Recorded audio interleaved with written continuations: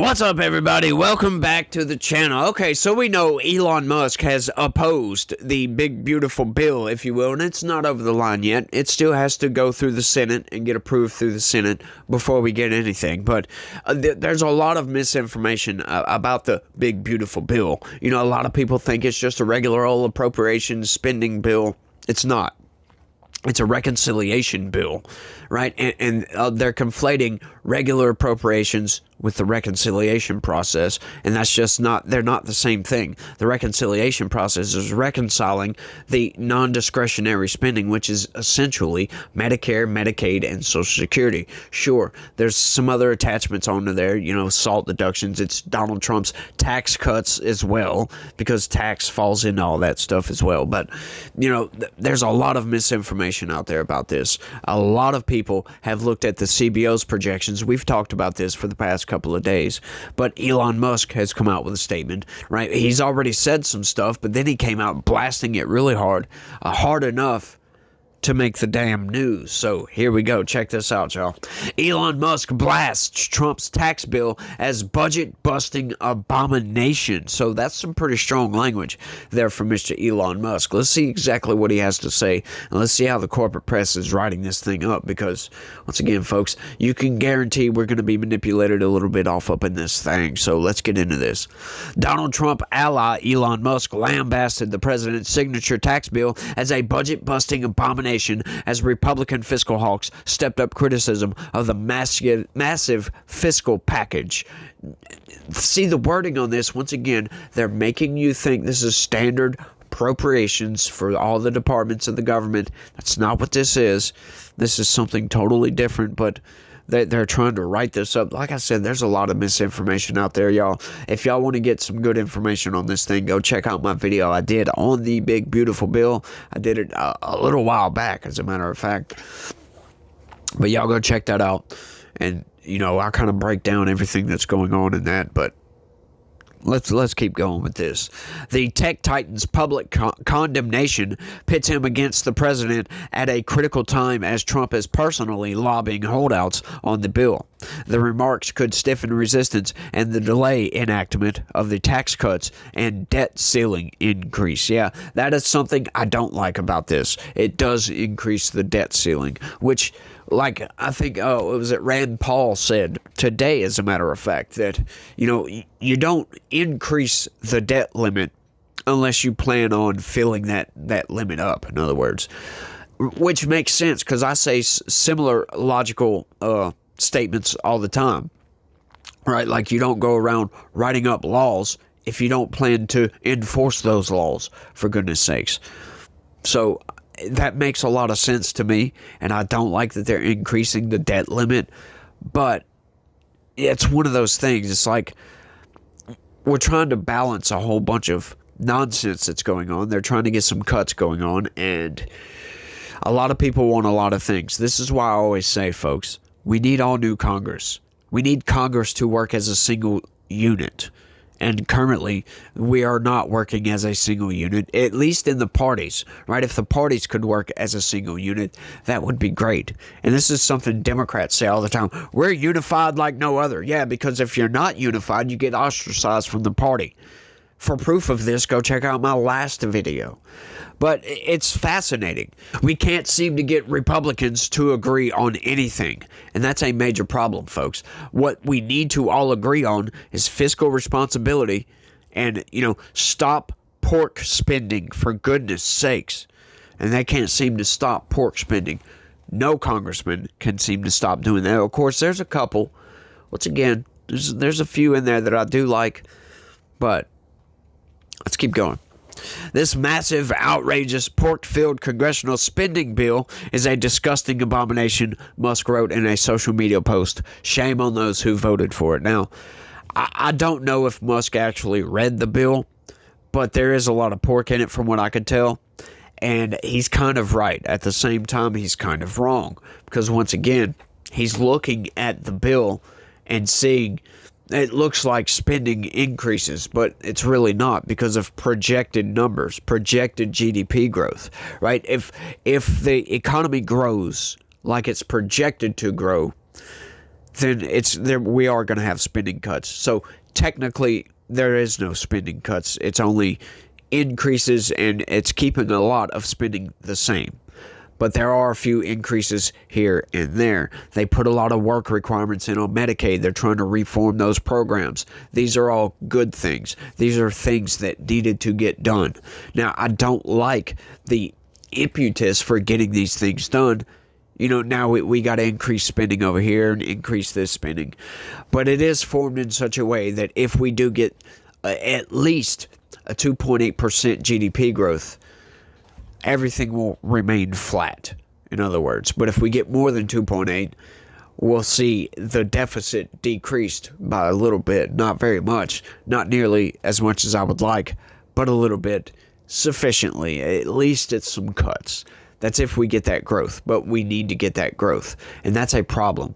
That's a major problem. Banking on, GDP growth, positive GDP growth. It's not a very good idea. But I can see Musk's criticisms on this, and I agree with some of his criticisms, just outright. But this is one of those things like, it's a start. I'm not expecting to get everything we want all at once. Like I was saying the other day, you can't expect Donald Trump to come in and within 6 months automatically just decrease spending all the way across the board. The government just doesn't work like that. This is going to take time. We need to codify everything that Doge has done. Once that gets done, the next appropriations that we do for funding of all the departments, it's going to look a whole hell of a lot better than it did last year. Now, once again, like I said, if it doesn't look a whole hell of a lot better than it did last year, we're going to have some major problems. We're going to have a lot of major problems. But let's keep going and see what Musk says.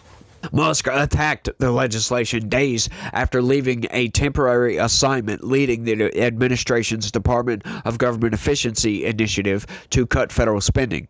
The Tesla Inc. chief executive's high-profile role in the Trump administration eroded his business brand, and sales of his company's electric vehicles plunged. That is right. So all these people that were out there yelling and screaming constantly that, oh, Donald Trump and Elon Musk, they're just enriching themselves off the backs of the taxpayer. That's just patently false. Because Donald Trump is losing net worth and Elon Musk has lost a lot of net worth. Of course, I understand the gripes out there. Elon Musk is worth a couple $100 billion, so it's not much skin off of his neck. But he's still taking a loss, technically. So it is what it is. But, I just love that argument that, oh, they're just enriching themselves when they're actually losing a lot of net worth. Both of them. White House Press Secretary Caroline Leavitt brushed aside the criticism. The president already knows where Elon Musk stood on this bill. It doesn't change the president's opinion. This is one big, beautiful bill, and he is sticking to it, she told reporters on Tuesday.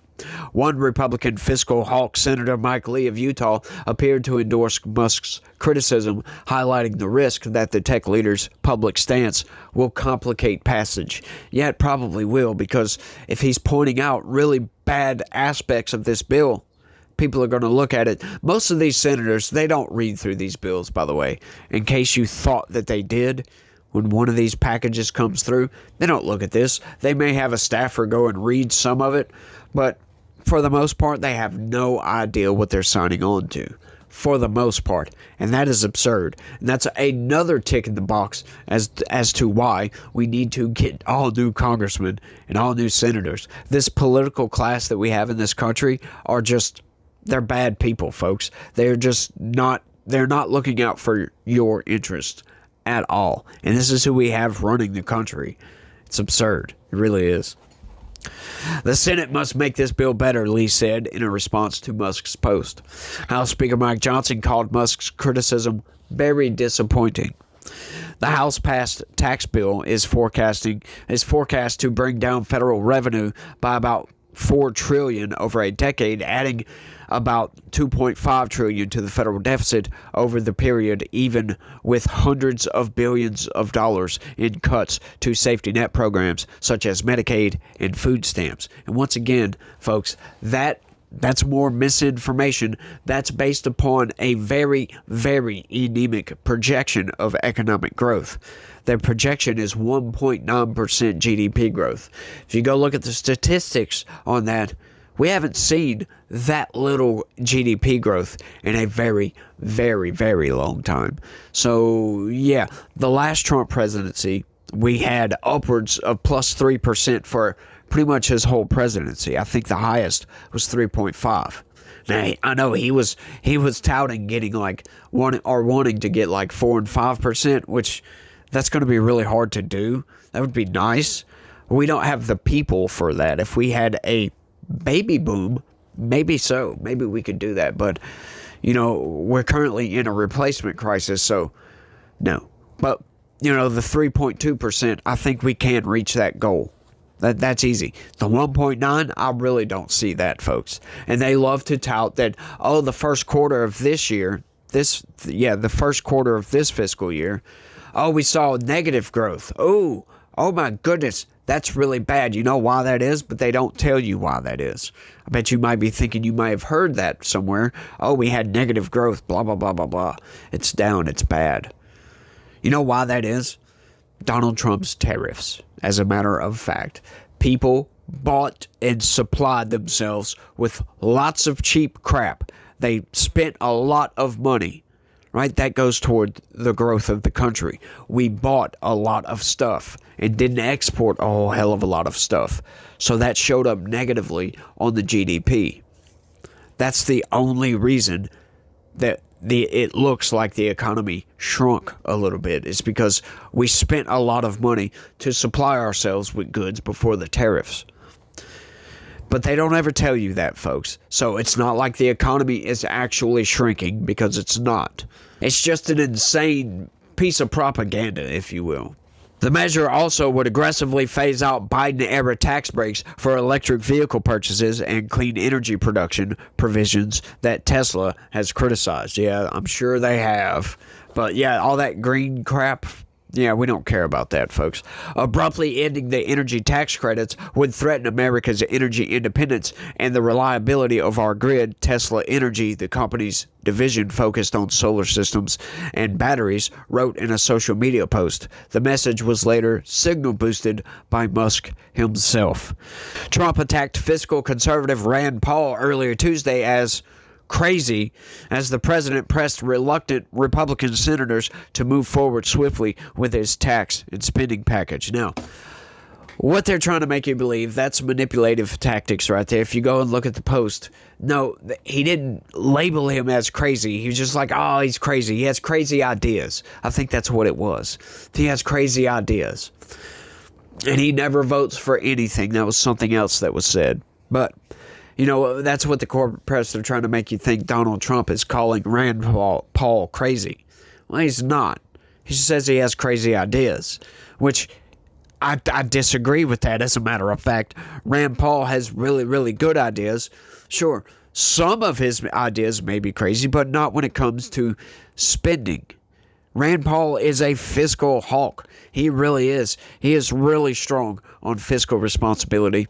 And I think if we were to follow his lead, I think Rand Paul should write up this damn reconciliation bill, for crying out loud. I would love to see something come from that, to be honest with you, because we'd see a lot of massive, massive cuts. We'd see massive cuts. We would see the left absolutely implode on themselves, because there would be so many cuts across so many sectors. It would just make them implode. That's the only thing I can even say about that. They would just absolutely implode. It would be funny to watch happen in real time. Only in real time. The Kentucky senator earlier said on CNBC that he wouldn't vote for the president's signature legislation because it would increase the legal U.S. debt limit. And that's all to that one. Yeah, it is going to increase the debt limit. And like he said, you don't increase the debt limit without attempting to increase our debt, which the debt's constantly going up. But another argument for that is, if we don't increase the debt limit and the debt goes past that limit, we default. And if the country defaults, economic collapse, possibly. It's a bad sign, that's for sure. I mean, our credit rating has already gone down, but I think that was a partisan move because they just are deranged with Donald Trump.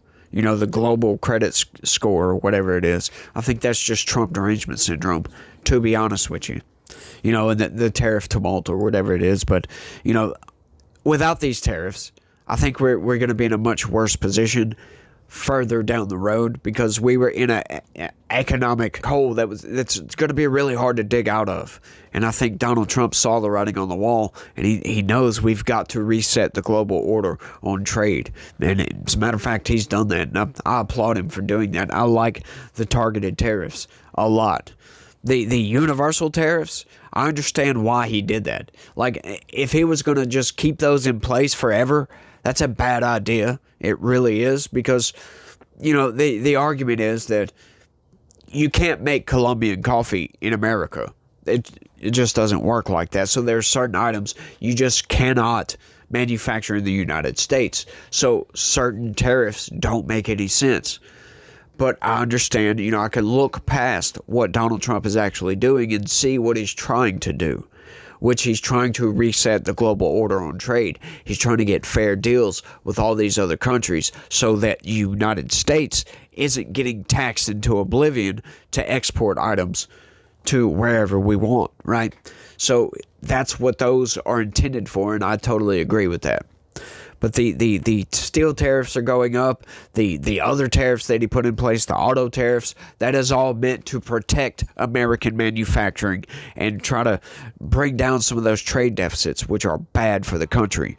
Because if we're in trade deficits with every country in the world, that means that every country in the world is extracting wealth from us. And we cannot stay on that trajectory for a very long time. Eventually, they're going to extract enough wealth to where we're going to go broke. We're not going to be able to afford anything. We're going to become a third world nation, or like the UK or something like that. Which, you know, if anybody out there is watching from the UK, I'm sorry. But the way I feel is your country is lost. I apologize, but you guys, you don't live in a free country anymore at all. I'm gonna just go ahead and end it on that bombshell right there. Y'all make sure to let me know what y'all think about all this down in the comment section. Blows my mind. Y'all don't forget to smash that like button for me. Share this video anywhere and everywhere you can. Subscribe. Hey, if you're new around here and you like what you saw, that would be great. If you also could, look right below the video and click that join button. Sign up, become a member, help me deliver some news to you guys. And that would be great. And y'all try to have a good day. Stay legitical. Peace.